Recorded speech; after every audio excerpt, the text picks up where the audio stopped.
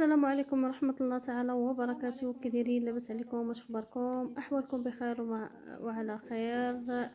اهلا وسهلا بمتتبعي الاوفياء. اليوم درس غادي نخدم لكم درس جديد. قفطان ديال جوهرة غادي نخدمو جميع بالراندا. اليوم قلت علاش لا من نصور ننزل المتتبعين ديالي طريقه ديال فتح نصف طوق.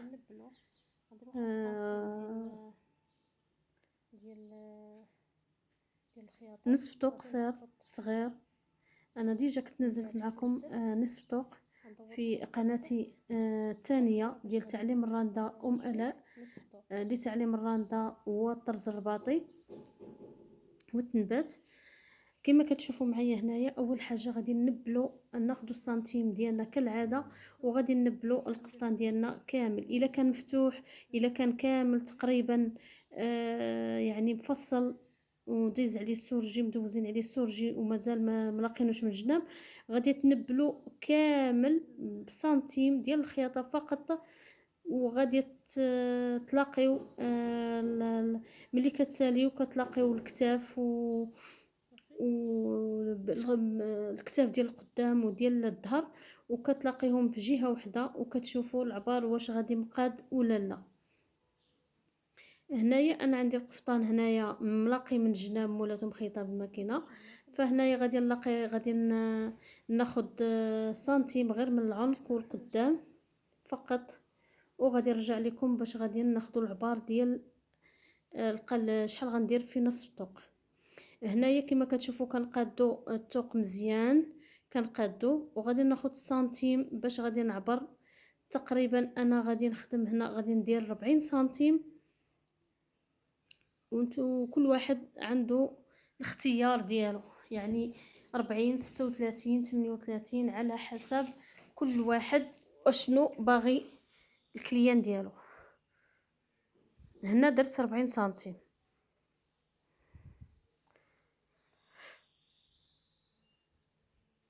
هنا غادي ناخذ 40 سنتيم وغادي نعلم. عندك ستيلو علم 40 سنتيم، انا علمت غير بالفنيت والبراوات.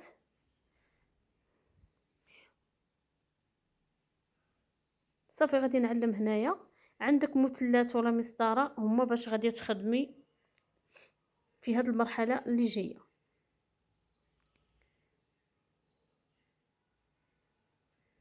صافي غادي نتاكد انني غادي نشد العبار ديالي 40 سنتيم مزيان، وغادي غادي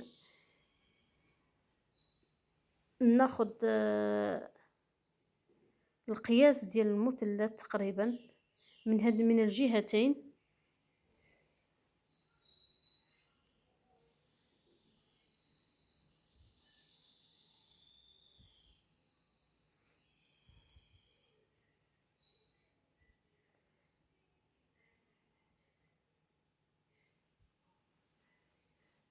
غادي ناخذ العبار ديال القياس ديالي من الجهتين، وغادي نبل تقريبا غنبل مثلث فقط بالخيط،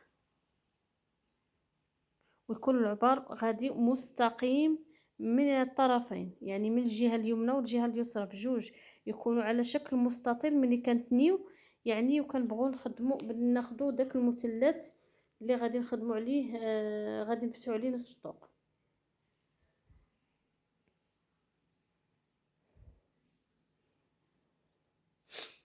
صافي هنايا غادي نقاد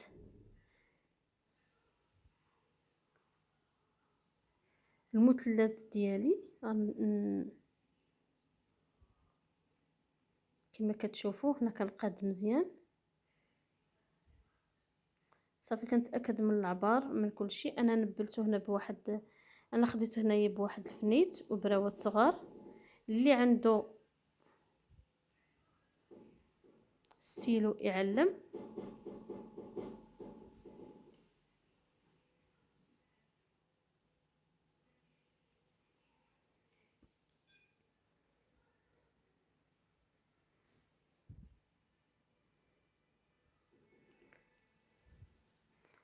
كما قلت لكم هنا كنكونوا مثلث زاويه قائمه. عندك مسطره غادي تخدمي بها، عندك مثلث غادي تخدمي به.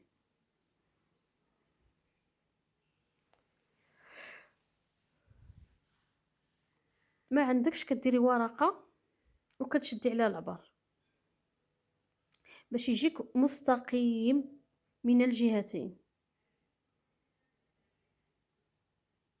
يعني مستقيم وكتكوني زاويه قائمه. هنا ناخذ واحد الفنيته غنثبت بها وغادي نبل هذيك المثلث بالخيط.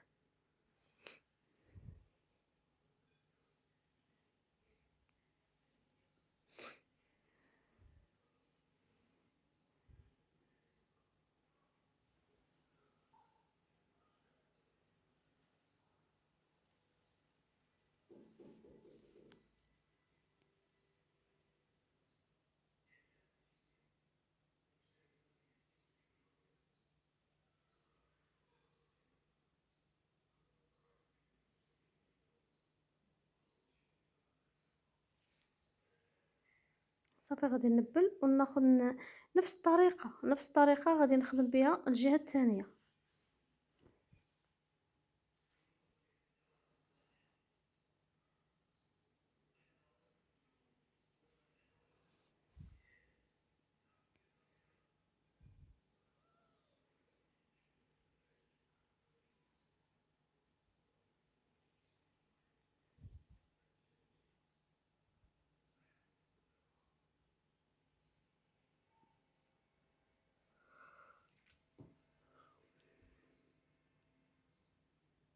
حاولوا تحكموا مزيان باش يجيكم العبار مقاد.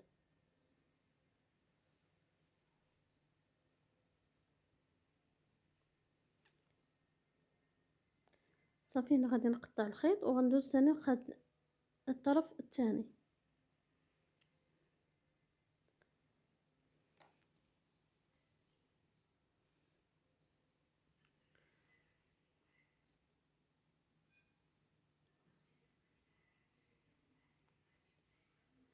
ضروري البنات، ضروري ديروا مسطره الا كنتم مبتدئات، ضروري ديروا مسطره. انا غنحط لكم هنايا صندوق الوصف، غنحط لكم الطريقه بالمسطره ان شاء الله. اكون ديجا حطيتها في القناه الثانيه. صافي هنا غنديروا نفس الطريقه ويكون يعني الخط متوازي مستقيم، يعني كل الجهه الاولى كل الجهه الثانيه. صافي هنا غادي نخدم نفس الطريقه المثلث. غنوضع هنايا فنيته صافي ونبل هذاك المثلث ديالي.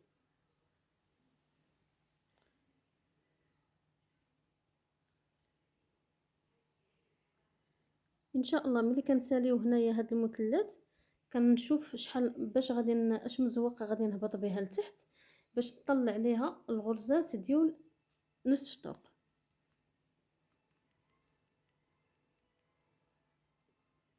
وتقريبا هاد السبوله راه عندي تاني في القناه الثانيه، قناه الاء لتعليم الرنده والتنبات. صافي هنا كملتها.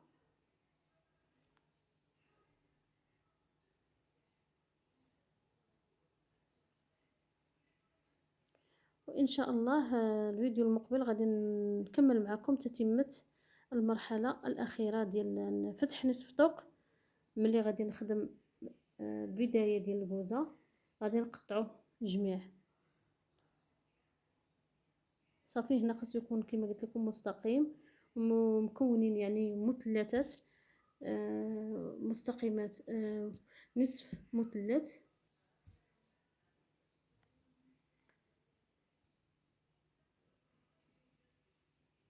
يعني خاصو يكون مقاد مزيان.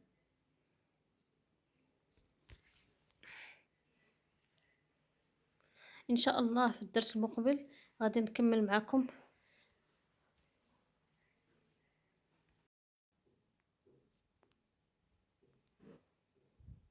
هنايا غادي نهبط تقريبا غادي 3 العيون ولا 3 باش غادي نهبط القميص، نهبط وحده لتحت، ومن خلال هاد 3 العيون غادي نطلع الكوزه اللي غادي نخدم في نصف طوق.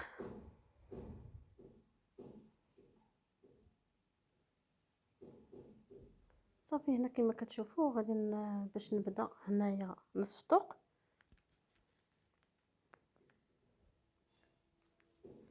غادي ندير العيون على حسب شحال بغيت انا في الكوزه. صافي هنا غادي نخليكم حتى للدرس